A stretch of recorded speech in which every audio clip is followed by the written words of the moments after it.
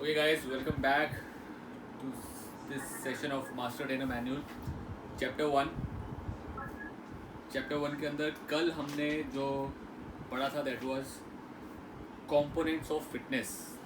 हमारी फिटनेस के कंपोनेंट्स एक थे हेल्थ रिलेटेड, है ना, हेल्थ रिलेटेड कंपोनेंट्स हैं फिटनेस के, और दूसरे हैं स्किल रिलेटेड जो स्पेशली एथलीट्स के साथ हमें काम करना पड़ता है, दैट इज स्किल रिलेटेड। तो अब इससे बाद आगे बढ़ते हैं। नेक्स्ट जो इसके अंदर टॉपिक है that is principles of training. ये सेम प्रिंसिपल्स अभी हमने प्रोग्रामिंग में पीटी के प्रोग्रामिंग के अंदर भी पढ़े थे, तो मैं फटाफट इसको एक बारी एक ओवरव्यू कर लेता हूँ। सो गाइस, सेम प्रिंसिपल्स आपको यहाँ पे बहुत ही ज़्यादा अच्छे से फॉलो करने हैं। एथलीट्स के साथ ये बहुत ज़्यादा इंपॉर्टेंट है इन प्रिंसिपल्स का ध्यान रखना, ठीक है। First principle is principle of progressive overload. Progressive मतलब धीरे धीरे हमें उनका लोड बढ़ाना है, स्लोली ग्रेजुअली उनको हमें ज़्यादा लोड देना है ताकि इम्प्रूवमेंट हो सके, इम्प्रूव कर सके। Second principal that is principle of recovery. ये प्रिंसिपल बोलता है कि जब आप ट्रेन करते हो, अपनी बॉडी को ट्रेनिंग देते हो, तो आपकी बॉडी को रिकवरी की भी ज़रूरत है। Rest, nutrition, that is recovery. तो जब बॉडी रिकवर करती है, you can see on page number 15 number page पे आप ये डायग्राम देख रहे हो। ये वही डायग्राम है जो मैंने आपको लास्ट टाइम एक्सप्लेन किया था कि कैसे बेस लेवल से, जब आपका फिटनेस एक बेस लेवल है, ये आपका फिटनेस लेवल है, जब आप ट्रेनिंग करना शुरू करते हो तो आपकी फिटनेस, आप थकना शुरू हो जाते हो, ठीक है, विद ट्रेनिंग।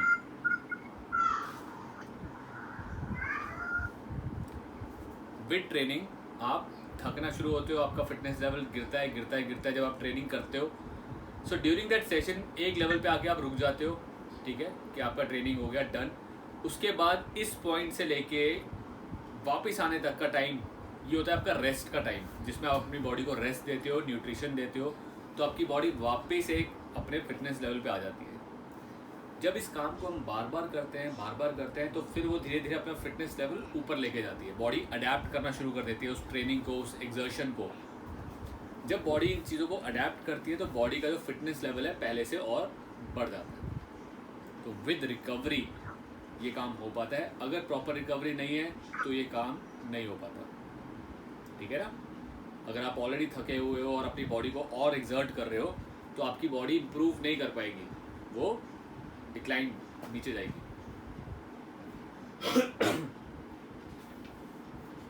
इसके बाद नेक्स्ट प्रिंसिपल ऑफ रिवर्सेबिलिटी। रिवर्सेबिलिटी से कहता है यूज इट और लूज इट। जब तक आप अपने आप को ट्रेन करोगे आप फिट रहोगे, आपका वो लेवल बना रहेगा। जब आप ट्रेनिंग छोड़ दोगे तो फिटनेस लेवल गिर जाता है। आज जैसे सतिंदर, आज दिन के शेड्यूल में सतिंदर इज़ गुड, देखने में अच्छा है, सब कुछ मसल वसल उतना बढ़िया कैरी कर रहा है ना, लेकिन ट्रेनिंग करते करते थक गया था। कल की ट्रेनिंग के बाद आज रिकवर नहीं कर पाया क्योंकि 3 महीने से ट्रेनिंग नहीं की। तो कहीं ना कहीं मसल्स में साइज चाहे मेंटेन रहे, लेकिन वो एक लेवल का जो स्टेमिना बना होता है वो ड्रॉप डाउन हो जाता है। जो कार्डियो का लेवल है वो थोड़ा ड्रॉप डाउन होना शुरू हो जाता है, क्योंकि बॉडी को पता है, बॉडी इंटेलिजेंट, उसको लगता है कि अगर ज़रूरत नहीं है, हमारी बॉडी रेस्ट कर रही है, तो अपने आप को रेस्ट मोड के हिसाब से बना लेगी, तैयार कर लेगी। जब बॉडी काम करती है तो अपनी बॉडी को उसके हिसाब से तैयार करती है। तो इट इज़ ऑलवेज इम्पॉर्टेंट, ये सबके लिए बता रहा हूँ मैं, जितना बॉडी को यूज़ करोगे उतनी बॉडी अच्छा चलेगी, उतना बॉडी अच्छा आपका साथ देगी। ओवर यूज़ नहीं, ठीक है, नॉट ओवर यूज़ नहीं, यूज़ करोगे जितना बॉडी को आप एक्सरसाइज करते रहोगे तब उतना बॉडी आपकी फिट आपके साथ रहेगी। जितना बॉडी को हम एक्सरसाइज से दूर कर देंगे, एक्सरसाइज नहीं करेंगे, जैसे specially if we talk about those people जो अपनी साइकिल में अपनी मतलब डेली की ट्रेनिंग ही नहीं कर पाते, अपने शेड्यूल में ट्रेनिंग कर ही नहीं पा रहे। 8-10 साल हो गए उनको ट्रेन किए हुए, या बचपन में ही मैंने ऐसे बच्चों को भी देखा है, ऐसे लोगों को देखा है, बचपन से पढ़ाकू हैं, स्पोर्ट्स में बहुत कम गए हैं, आज बड़े होकर नौकरियां कर रहे हैं, बहुत अच्छे लेवल पे पढ़ाई वढ़ाई सब कुछ कर रहे हैं, बट आज तक भागा ही नहीं है बंदा। फुल स्पीड से भागने को बोलते हो, भागा ही नहीं। अगर वो आज तक भागा नहीं है, उछल कूद नहीं की, तो गाइज वो लेवल ही नहीं है ना उसके अंदर, स्ट्रेंथ का स्टेप उसके मसल्स में वो लेवल ही नहीं है। तो ऐसे भी लोग हैं, ठीक है। तो हम उन सब के साथ ये चीज़ बहुत ज़रूरी है कि भैया अपनी लाइफ में एक्टिविटी लानी ज़रूरी है, एक्सरसाइज लानी ज़रूरी है, क्योंकि लेटर ऑन एक एज तक तो बॉडी चलती रहती है, क्योंकि बॉडी ग्रो कर रही है, बॉडी आपका साथ दे रही है, ठीक है। आप यंग हो 30s 40s तक, ठीक है, बट एक एज के बाद जब बॉडी डिक्लाइन करना शुरू करती है ना, दैट इज़ द पॉइंट जब ये एक्सरसाइज ज़्यादा इंपॉर्टेंट हो जाती है। उस टाइम पे तो ज़्यादा इंपॉर्टेंट है, क्योंकि उस टाइम पे आपको मेंटेन करना है। जितने आप एक्सरसाइज करोगे बॉडी अपने आप को मेंटेन करेगी, बॉडी डिक्लाइन नहीं करेगी, मेंटेन करेगी। सो प्रिंसिपल ऑफ रिवर्सिबिलिटी बोलता है कि जितना आप यूज़ करोगे उतना अच्छा रहेगा, यूज़ नहीं करोगे तो बॉडी डाउन हो जाएगा। Next, principle of specificity. Specificity का यहाँ पे अगर मैं इससे पहले है principle of individuality. Individuality principle ये बोलता है कि हर एक इंसान अपने तरीके से ट्रेनिंग को एब्जॉर्ब करता है। हर एक इंसान पे जो अडेप्टेशन होती है, किसी पे जल्दी आ जाएगी, किसी पे लेट आएगा, सबका डिफरेंट एक इंडिविजुअल कैरेक्टर होता है, ठीक है। हर एक की बॉडी डिफरेंट रिस्पॉन्स करती है, कोई जल्दी रिकवर कर लेता है, कोई नहीं कर पाता, समझ रहे हो। परसों की ट्रेनिंग में से कईयों ने रिकवर कर लिया बड़े अच्छे से, आ गए वापस, कई नहीं कर पा रहे थे तो नई ट्रेनिंग हो रही, थक रहे। तो ये सबका एक इंडिविजुअल कैरेक्टर होता है, तो हमें इसको ध्यान में रख के ट्रेनिंग करनी है, इसको ध्यान में रख के सामने वाले को ट्रेन करना है। Next is principal of specificity. Specificity बोलता है स्पेसिफिक। एथलीट्स के साथ तो हमें बहुत स्पेसिफिक होना पड़ता है। क्यों? अगर मेरा एथलीट जो मेरे पास जो बंदा आया है कि उसको फिट कर दो और उसकी स्पोर्ट्स है, ही इज़ इनटू क्रिकेट, यार क्रिकेटर को मैं बहुत ज़्यादा लॉन्ग रनिंग के लिए नहीं भेजूंगा, बहुत ज़्यादा उसको लंबी लंबी रनिंग्स नहीं कराऊंगा। क्यों? उसको क्या चाहिए? अगर वो बॉलर है तो उसको बॉलर को स्ट्रेंथ चाहिए कंधे में, थाइस में, एक अच्छा स्प्रिंटिंग चाहिए। क्रिकेटर है उसकी बैक, उसकी हाथों में, उसका रनिंग में, स्प्रिंटिंग में, समझ रहे हो। मतलब डिपेंडिंग अपॉन देयर नीड, उनकी ज़रूरत क्या है उस चीज़ पे मैं काम करूँगा, ना कि सारी ट्रेनिंग नहीं कराई जाएगी। जनरल ट्रेनिंग सारी नहीं कराई जाती, उनको स्पेसिफिक ट्रेनिंग्स जो उनके लिए ज़रूरी है, जो उनको काम आए, ठीक है ना। जैसे मैराथन रनर है, कोई मैराथन रनर को आप ज़्यादा वेट बॉडी बिल्डिंग नहीं कराओगे, अगर वो ज़्यादा बड़ा हो गया तो भाग ही नहीं पाएगा लंबा। तो मैराथन रनर को मैराथन रनर कार्डियो ही ज़्यादा कराया जाएगा, वेट ट्रेनिंग नहीं कराई जाएगी। तो इस तरह से आपको स्पेसिफिक होना पड़ेगा। उनको अगर वेट ट्रेनिंग करानी है तो क्या कराओगे मैराथन रनर्स को? Endurance weight training, light weight more repetitions, light weight के साथ ज़्यादा रेपिटेशंस, है ना। क्योंकि हम चाहते हैं उसकी मसल टोन रहे बट मसल में स्टेमिना, स्ट्रेंथ बने, तो एंड्योरेंस ट्रेनिंग है। तो कहीं ना कहीं वेट ट्रेनिंग की बात करें, चाहे वो कार्डियो का बंदा है, कहीं ना कहीं उनको हम वेट ट्रेनिंग कराएंगे, बट वो वेट ट्रेनिंग ऐसी होनी चाहिए जो उसके गोल में अड़चन ना बने, उसको सपोर्ट करें, ठीक है। Next is principle of variety. Variety का प्रिंसिपल बोलते हैं कि सिर्फ एक ही तरह की ट्रेनिंग नहीं करनी चाहिए, आपको ट्रेनिंग के अंदर वेरिएशंस लाने हैं। फॉर एग्जांपल अगर आप स्पीड बढ़ाना चाहते हो तो स्पीड के लिए भी देयर आर 10 डिफरेंट ट्रेनिंग्स, 10 तरह की डिफरेंट ट्रेनिंग्स है, उनको अप्लाई करो, सिर्फ एक ही चीज़ पे नहीं। एक होता है स्प्रिंटिंग, कि आपने A पॉइंट से B पॉइंट तक स्प्रिंट किया फास्ट, फिर वहाँ से वापस आ गए, फिर स्प्रिंट किया फास्ट। अगर आप डेली सिर्फ यही एक्सरसाइज करोगे अपनी स्पीड को बढ़ाने के लिए, तो स्पीड के बहुत सारी दूसरी चीज़ें मिस हो जाती हैं। जैसे जिगजैग रनिंग में स्पीड, फुटबॉलर को जिगजैग भी भागना है और स्पीड से भी भागना है, तो एजिलिटी एंड स्पीड का कॉम्बिनेशन, ठीक है। स्पीड के साथ स्ट्रेंथ का कॉम्बिनेशन, जैसे आपने देखा होगा रनर्स के पीछे ना एक टायर बांध दिया जाता है और फिर उसको बोला जाता है फास्ट भागो। एक वेट जैकेट्स डाल दी जाती है, उसमें वेट होता है और फास्ट भागो। तो ये होता है स्ट्रेंथ के मसल पावर जनरेट करना स्पीड में। तो ये कॉम्बिनेशंस को यूज़ करना है, वेरिएशंस को यूज़ करना है, ताकि हर एक एस्पेक्ट उस बंदे का इम्प्रूव करें। हर एक एस्पेक्ट को जब आप इम्प्रूव करोगे तो ज़्यादा अच्छा निखार आता है। Last is principle of over training. इसको ओवरलोड भी कहा जाता है या ओवर ट्रेनिंग। ओवरलोड शुरू में इन्होंने यूज़ किया है वर्ड, इसलिए दोबारा ओवरलोड नहीं किया, ओवर ट्रेनिंग किया है। बट हम लोग को जब हम स्पोर्ट्स अथॉरिटी ऑफ इंडिया में डिप्लोमा कोर्स करते थे तो वहाँ ओवरलोड ज़्यादा बोला जाता था। ओवरलोड नहीं करना, ओवरलोड मतलब आपको अपना लेवल पता चल जाता है या क्लाइंट का या उसका लेवल दिखता है कि यार सामने वाला थक चुका है, नहीं कर पा रहा, उसकी हिम्मत नहीं है, बट उसको फिर और ज़्यादा पुश कर रहे हैं, तो क्या होता है, इंजरी होने के चांसेस होते हैं। दैट इज़ द पॉइंट जहाँ पे हमें रुकना है। ओके ठीक, तो आपको साथ साथ अपने क्लाइंट पे, अपने एथलीट पे नज़र रखनी है कि यार ये कर पा रहा है, ये आपको एनालाइज करना है। आज के सेशन में नवीन जब लास्ट वाली शुरू करने वाला था ना, मेरे को लगा था सारे ढहने वाले हैं, कोई नहीं कर पाएगा, मुश्किल है। ठीक है, यही नज़र एज ए ट्रेनर आपको रखनी है कि कितना कर पा रहे हैं, कहाँ पे रोकना है। हो सकता है आपने शेड्यूल ज़्यादा बना रखा है बट वो पहले रुकना पड़ जाए, हो सकता है आपका शेड्यूल छोटा है, लोग थके ही नहीं अभी, तो थोड़ा और कराना पड़ जाए। ठीक है, तो अकॉर्डिंग टू दैट आपको ध्यान रखना है कि ओवर ट्रेन नहीं करना। ओवर ट्रेन करने से इंजरी होने के चांसेस होते हैं, और इंजरी हो जाएगी तो परफॉर्मेंस ख़राब हो जाएगी। ठीक है, सो ओवर ट्रेनिंग से बचो। स्पेशली आप लोग जब बॉडी बिल्डिंग में हैं, सब लोग क्या करते हो, 6 के दिन पूरा जिम के अंदर अपने आप को तोड़ते हो। अपने आप को तोड़ना काम नहीं है, अपने आप की रिकवरी करना भी इम्पॉर्टेंट है। तो आप जिम ट्रेनिंग के साथ साथ अपने आप को रिकवर करो। 4 दिन ट्रेनिंग करो, 5 दिन करो, 2 दिन अपने आप को रेस्ट दो। ठीक है, तो वो भी इम्पॉर्टेंट है। सो ओवर ट्रेनिंग से आपको बचना है, अपने क्लाइंट को ओवर ट्रेनिंग नहीं कराना है। क्लियर है यहाँ तक? Principle of over training page number 18 पे अगर आप देखेंगे, ओवर ट्रेनिंग करने के नुकसान क्या होते हैं, मैं वो पहले आपको एक साथ शेयर कर देता हूँ।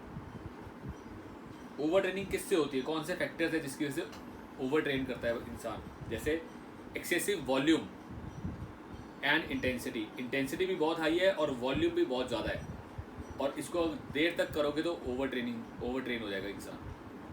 ठीक है, which is not good. Nutritional deficiency, हो सकता है ट्रेनिंग ठीक कर रहा है बट न्यूट्रिशन नहीं मिल रहा उसको, ये भी एक रीज़न हो सकता है कि ट्रेनिंग तो बहुत ज़्यादा नहीं कर रहा, ठीक कर रहा है, अच्छी कर रहा है, लेकिन न्यूट्रिशन नहीं मिल रहा, तब भी वो बॉडी डिक्लाइन हो जाएगी। इनसफिशिएंट स्लीप, ये भी एक बहुत बड़ा फैक्टर है। अगर आप ढंग से सो नहीं पाते, क्योंकि ड्यूरिंग योर स्लीप आपकी बॉडी रिकवर करती है सबसे ज़्यादा, आपके ऑर्गन्स रिकवर करते हैं। तो एक proper good sleep, rest important है। ठीक है, 8 घंटे की अच्छी नींद लेनी चाहिए। Lack of meaningful diversion from training. Meaningful diversion मतलब कई बार ट्रेनिंग की डाइवर्जन हम चेंज करते हैं, आज ये नहीं ये कर लो, और वो मीनिंग नहीं लग रहा, उसका मीनिंगलेस लग रही है, तो वो भी नहीं होनी चाहिए। जो ट्रेनिंग करो ना, सामने वाले को समझ आना चाहिए। आज आप बंदा मैराथन रनर है, आप उसको कहो यार आज बॉक्सिंग करनी है। अब बॉक्सिंग भी एक इंटेंसिव एक्सरसाइज है। आप थोड़ी देर बॉक्सिंग करो ना, बंदे के हाथ पैर सब थक जाएंगे, तो मुझे समझ नहीं आ रहा है मैं बॉक्सिंग क्यों करूँ, समझ रहे हो। तो कहीं ना कहीं मेरा कहने का मतलब है कि जो उसकी ट्रेनिंग है मीनिंगफुल होनी चाहिए, और बहुत ज़्यादा डाइवर्स नहीं होनी चाहिए। वैरायटी होनी चाहिए बट बहुत ज़्यादा डाइवर्स नहीं होनी चाहिए। Over exertion, non training activities में ओवर एग्जर्शन। जैसे नॉन ट्रेनिंग एक्टिविटीज़ क्या हो गया, मोबाइल है आज की डेट में, मोबाइल में आप बैठ जाओ, 1 घंटा कब निकल जाता है साला फेसबुक और वो करते हुए पता नहीं चलता। दैट इज़ बिना मतलब की एग्जर्शन है। रात को 1 घंटा, मतलब मैं अपनी भी बात करूँ, सबके साथ ही सीन चल रहा है, रात को सोने से पहले जस्ट मोबाइल को हाथ में पकड़ते हैं चेक करने के लिए, 1 से 1.5 घंटा टाइम पास हो जाता है, and that is over exertion बिना मतलब की। और बिना मतलब की वीडियोस को देखते रहते हैं, स्क्रॉल होता रहता है, नेक्स्ट, देखा यार 1 घंटा, अरे यार 1 बज गया। अब 1 बजे सोएंगे तो सुबह उसी हिसाब से लेट होता है बंदा, बट 1 बजे की स्लीप जो है ना, दैट इज़ नॉट हेल्दी, वो हमें रिकवरी नहीं देती। आपको सो जाना चाहिए 10 साढ़े 10 तक सो जाना चाहिए, क्योंकि 11 से 2 बजे के बीच में जितने भी ऑर्गन्स हैं ये अपने आप को रिकवर करते हैं, डिटॉक्स करते हैं, तो वो इंपॉर्टेंट टाइम होता है सोने का। तो ये ओवर एग्जर्शन, बिना मतलब का जो एग्जर्शन है वो भी नहीं होना चाहिए, उसकी वजह से भी। और स्पेशली वो लोग जो एथलीट्स हैं जिनको दिन में बहुत हार्ड ट्रेनिंग की है और रात को 2-2 बजे तक बंदा मोबाइल पे लगा है या सो नहीं पा रहा, तो दिक्कत है। ये फैक्टर्स ओवर ट्रेनिंग करने में कहीं ना कहीं इंक्लूड होते हैं। अब जो बंदा ओवर ट्रेनिंग से सफ़र कर रहा है उसको क्या क्या सिम्टम्स आएंगे, जैसे अनएक्सप्लेन ड्रॉप इन परफॉर्मेंस, उसकी परफॉर्मेंस गिर जाएगी। प्रोलॉन्ग्ड फैटीग, थका रहेगा। ठीक है, over use of chronic injury development, कोई ना कोई इंजरी डेवलप हो जाएगी, chronic injury. Loss of muscle mass, loss of appetite, भूख भूख ना लगना, इंसोमिया, इंसोमिया मेरे ख्याल से होता है शायद नींद ना आना, स्लीपिंग डिसऑर्डर है ना, स्लीपिंग डिसऑर्डर, कि नींद नहीं आनी, ठीक से नींद ना आए। लैक ऑफ मोटिवेशन, वो मोटिवेट नहीं रहेगा यार, अपने आप को पुश करने के लिए मोटिवेट नहीं होता, गिर जाता है। Decrease in HRH, resting heart rate, increase in resting heart rate. अब रेस्टिंग के टाइम पे भी उसका हार्ट रेट ज़्यादा है, क्योंकि रेस्ट नहीं मिला बॉडी को, तो हार्ट को ज़्यादा काम करना पड़ता है। डिक्रीज लिबिडो, लिबिडो होता है सेक्सुअल ड्राइव, वो भी डिक्रीज हो जाती है। Nervous rest, depression, irritation and amenorrhoea, amenorrhoea I am not sure क्या है, उसको मैं बताता हूँ। तो ये सारे फैक्टर्स कहीं ना कहीं उसको दिक्कत करेंगे, उस इंसान को आएंगे। These are all due to over training, ठीक है। ओवर ट्रेनिंग की वजह से एथलीट अगर इन चीज़ों से गुजरेगा तो वो परफॉर्म ही नहीं कर पाएगा ना, और फिर वो नाम किस पे आएगा, ट्रेनर पे। भाई तुम ट्रेनर हो, तुम्हें पता होना चाहिए कितना ट्रेन करना है, क्या दिक्कत है, तो आपको ये पता होना चाहिए कहाँ दिक्कत आ रही है। उसको न्यूट्रिशन नहीं मिल रहा, रेस्ट नहीं मिल रही, ट्रेनिंग ज़्यादा कर रहा है, ज़्यादा वॉल्यूम में या ज़्यादा इंटेंसिटी में ट्रेनिंग कर रहा है, इन सब चीज़ों का आपको ध्यान रखना होता है ट्रेनर को, इन फैक्टर्स का। फिर ये तो बॉडी के रिस्पॉन्स थे। Next is sympathetic over training, parasympathetic over training. Sympathetic and parasympathetic is psychological level पे भी ओवर ट्रेन हो जाता है इंसान। तो क्या होता है वो सिंपैथेटिक, मतलब sympathetic fatigue is prominently associated with emotional processes such as stress and anxiety. उस इंसान को स्ट्रेस और एंजाइटी ज़्यादा रहेगा। स्ट्रेस किस बात का, परफॉर्मेंस कर नहीं पा रहा यार, हो नहीं रहा, मेहनत कर रहा हूँ, हो नहीं रहा, स्ट्रेस में आ जाएगा। जब आप डेली किसी चीज़ पे मेहनत करो, चीज़ होना, स्ट्रेस में आ ही जाता है बंदा, ठीक है। इसमें क्या होता है ज़्यादातर, इसमें इंक्रीज इन RHR, मतलब रेस्टिंग हार्ट रेट बढ़ जाती है, भूख ख़त्म हो जाएगी, loss of lean body mass गिरेगा, इरेशनल थिंकिंग, ठीक से सोचना समझना नहीं कर पाएगा। These are called sympathetic over training, मतलब साइकोलॉजिकल बेस्ड होती है और उसकी वजह से शरीर पे भी ये असर आता है। पैरासिम्पैथेटिक ओवर ट्रेनिंग का मतलब है this is associated with symptoms such as anaemia, मतलब खून का कम होना, ब्लड में हीमोग्लोबिन का कम होना, low blood pressure, decreased resting heart rate. और ये पैरासिम्पैथेटिक ओवर ट्रेनिंग पता है किससे होती है, ज़्यादातर उन ट्रेनिंग से जिनमें वॉल्यूम बहुत ज़्यादा होती है। 2-2 घंटे ट्रेन कर रहे हैं इंसान अपने आप को, 3-3 घंटे ट्रेन कर रहे हैं, वॉल्यूम ज़्यादा वॉल्यूम की वजह से ये दिक्कत आती है, ठीक है। अब आप बात करो यार, मैराथन रनर्स तो देर तक ही रनिंग करते हैं, ज़्यादा करते हैं, लेकिन ओवर ट्रेन नहीं कर रहे होंगे अपने आप को। ओवर ट्रेन का मतलब होता है, अब एक इंसान का 1 घंटे का लेवल अभी नहीं आया ट्रेनिंग करने का, उसने अभी शुरू किया है, उसको आप रोज़ 1 घंटा कराओगे तो वो उसके लिए ओवर ट्रेनिंग है। बट किसी इंसान ने अपने आप को धीरे धीरे ट्रेन कर लिया और वो 1 घंटे तक आराम से ट्रेनिंग कर सकता है, तो that is not over training. ज़्यादातर वो लोग जो बहुत ज़्यादा लॉन्ग टर्म, बहुत ज़्यादा 2-2, 3-3 घंटे अपने आप को ट्रेन करते हैं, और वो भी अच्छे खासे लेवल पे रख के, उनमें चांसेस होते हैं कई बारी ये ओवर ट्रेनिंग के सिम्टम्स के, ठीक है। तो ये सिम्टम्स दिखें, इसका मतलब है कि अपने आप को पहले रेस्ट दो, बॉडी रिकवर नहीं है, और रोज़ 2-3 घंटे की ट्रेनिंग, अभी रिकवरी नहीं हो पाई 2-3 घंटे की ट्रेनिंग, तब तो recovery is the most important part. जब आपको लगे आप फिट हो, मेंटली एंड फिजिकली मोटिवेटेड हो, मन कर रहा है एक्सरसाइज करने का, तब आप एक्सरसाइज करो, ठीक है। हार्मोनल रिस्पॉन्स, ओवर ट्रेनिंग करने से जो हार्मोन्स, जो हमारी बॉडी के हार्मोन्स हमारे लिए इंपॉर्टेंट है, उनमें भी दिक्कतें आती हैं, वो भी कहीं ना कहीं लेवल गिर जाता है हार्मोन्स का बनना। तो इतने सारे जब दिक्कतें ओवर ट्रेनिंग से हो सकती है, तो हमें ये पॉइंट पकड़ के चलना है कि पहली चीज़ ओवर ट्रेनिंग ना हो, और जिन फैक्टर्स की वजह से होती है उन फैक्टर्स को ध्यान में रखो। आपने बहुत अच्छी ट्रेनिंग कराई आज अपने बंदे को, भाई प्रॉपर रेस्ट, रात को मोबाइल नहीं, टीवी नहीं, 10 बजे सोना है, ये डाइट खानी है, ये न्यूट्रिशन चाहिए तेरे को। अगर तू ढंग से कर पाएगा तभी फ़ायदा है, नहीं तो नहीं, समझाना पड़ेगा, ठीक है। बहुत से वो जो कहते हैं ना सेक्रीफाइसेस करने पड़ते हैं, अगर एक अच्छे एथलीट को बनना है तो बहुत से सेक्रीफाइस करने पड़ते हैं, तो ये इन सब में है।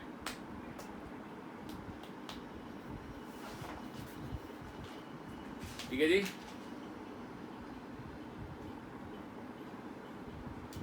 सो prevention of over training, page number 20 में देखो लिखा है प्रिवेंशन कि कैसे बचा जाए ओवर ट्रेनिंग से।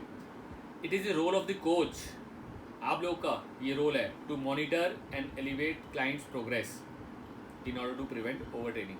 तो जब आपको ओवर ट्रेनिंग करने के रीज़न पता है ना, तो आप उन रीजंस को पकड़ के ध्यान रख सकते हो कि वो ओवर ट्रेनिंग ना जाए। आपका रिस्पॉन्सिबिलिटी है कि आपका क्लाइंट ओवर ट्रेन ना करे। और ओवर ट्रेन ऐसा नहीं होता, 1-2 दिन का काम नहीं होता। ओवर ट्रेनिंग 1-2 दिन में नहीं आती, it is a long term process. महीना 2-2 महीने ये ऐसा चल रहा है कि 2-3 महीने तक बहुत अच्छी ट्रेनिंग कर रहा है इंसान, बट डाइट नहीं अच्छी ले पा रहा था या प्रॉपर रेस्ट नहीं कर पाया था, तो it is a long term process. ये ऐसा नहीं होता 2-4 दिन में आपके सामने आ जाए, समझ रहे हो? It is a long term process. Over training का प्रोसेस होता है 3-4 महीने में दिखना शुरू होती है चीज़ें। तो इसलिए इन पे आपको थोड़ा अच्छे से डेली बेसिस पे ध्यान रखना पड़ता है कि आप 3 महीने आपने बड़ी अच्छी ट्रेनिंग कराई अपनी तरफ से, बट सामने वाला ओवर ट्रेन हो चुका है, तो जब परफॉर्मेंस देने का टाइम आया उस टाइम पे वो ढह गया। इसलिए डेली बेसिस पे आपको इन चीज़ों का ध्यान रखना। क्लियर है जी? Any doubt, anything you want to ask?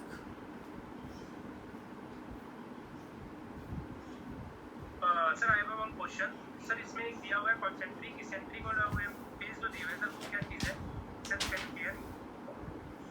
कौन से पेज पे?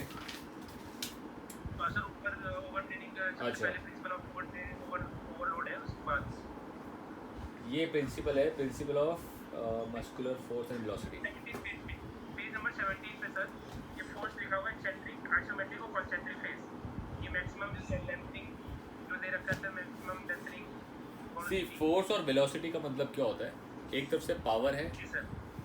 अगर हम बात करें वॉल्यूम और इंटेंसिटी। वॉल्यूम मतलब होता है लॉन्ग टर्म ट्रेनिंग, इंटेंसिटी मतलब होता है हाई लेवल ट्रेनिंग, अच्छी स्पीड से ट्रेनिंग करना या हैवी वेट ट्रेनिंग करना। तो दोनों में से भी एक चीज़ को ज़्यादा करोगे तो दिक्कत है। अब फॉर एग्जांपल आपने ट्रेनिंग बहुत लंबी की, बट आपका जो इंटेंसिटी था बहुत कम था। इंटेंसिटी क्या है सर? वेलोसिटी है। हाँ, force is intensity, velocity is your volume. Okay ठीक है, आप कितनी फोर्स से कर रहे हो दैट इज कॉल्ड इंटेंसिटी, और कितनी वॉल्यूम कितना देर तक कर रहे हो that is velocity. So basically ये आपको ये चीज़ समझाई थी कि बहुत लंबा कभी भी या इंटेंसिटी या फिर आपकी वॉल्यूम अगर ज़्यादा है, लंबी है, तो आपको रेस्ट ज़्यादा चाहिए। तो आपको ये देखना है कि आपकी इंटेंसिटी भी ठीक हो और वॉल्यूम भी ठीक हो। वो देख रहे हैं सेंटर में आ रहा है, ना बहुत ऊपर जा रहा है ना इधर आगे जा रहा है, वो दोनों चीज़ें एक ऐसे पॉइंट पे होनी चाहिए कि वो सही तरीके से काम करें। तो वो डायग्राम बेसिकली उन्होंने ऐसा बना दिया। डायग्राम इतना मेरे को वो लगा नहीं कि बहुत ज़्यादा चीज़ इसमें आप समझ पाओगे, इसलिए मैंने वो वैसे नहीं बताया। बट इसका ये मतलब है कि इंटेंसिटी और वॉल्यूम आपको इतना रखना है कि सामने वाला ढंग से परफॉर्म कर सके। ऐसा ना हो ये इंटेंसिटी बहुत ज़्यादा कर दी है या वॉल्यूम बहुत ज़्यादा कर दिया है, वो नहीं होना चाहिए। अच्छा, मतलब दोनों से मॉडरेट होना चाहिए, इंटेंसिटी और वॉल्यूम दोनों मॉडरेट होना चाहिए। बिल्कुल। हाँ जी, श्रेडिट पंजाबी, क्या नाम है? अतुल। एनोमेरिया बेसिकली फीमेल्स के अंदर होता है। मेंस्ट्रुएशन साइकिल में बेसिकली जो लड़कियां होती हैं उनको अगर 15 की एज तक पीरियड्स नहीं होते हैं। एनीमिया बॉयज़ में भी हो सकता है, ऐसा नहीं लेडीज़ में हो। ये क्या बोल रहा है? एनीमिया बोल रहा है ना? एनोमेरिया। अच्छा, एमोनिया। ओके, क्या था ये? एनोमेरिया। हाँ हाँ हाँ एनोमेरिया। हाँ, एमोनीरिया। सबसे लास्ट। हाँ, समझ गया। ठीक है, तो दिस इज अच्छा फीमेल्स में होता है and that is due to कि जब उनका फीमेल्स में 15 की एज तक पीरियड्स नहीं होते तब चांसेस ज़्यादा होते हैं। ओके इसके कारण ओवर हो सकता है, शायद ओवर ट्रेनिंग की वजह से फीमेल्स में इसके चांसेस हो जाते होंगे। तो एमोनोरिया है क्या? ये लैक ऑफ ब्लड है क्या है? इतना ही पढ़ा था नॉर्मली से। Basically an normal absence of menstruation. Absence of menstruation. Okay, तो बेसिकली ये मतलब होता है कि ओवर ट्रेनिंग करने से फीमेल्स में जो मेंस्ट्रुएशन पीरियड्स आते हैं वो फिर शायद नहीं आते, वो रुक जाते होंगे।